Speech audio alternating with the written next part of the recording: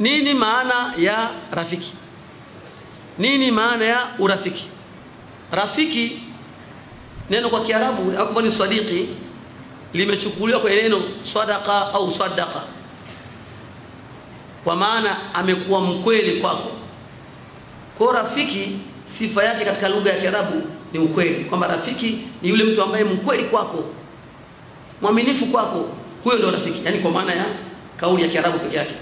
Rafiki ni yule ambaye umemjaribu, umempima kwenye shida zako mbalimbali kwa kufuatia kauli zake au vitendo vyake, na ukakuta kwamba vitendo vyake anavyofanya viko kwa maslahi yako na kauli zake ziko sawa sawa. Yani manake sio mnafiki, hasemi kitu ambacho kiko nyume na anapokusudia, yani ndani yake na nje yuko sawa sawa. Huyu ndio rafiki.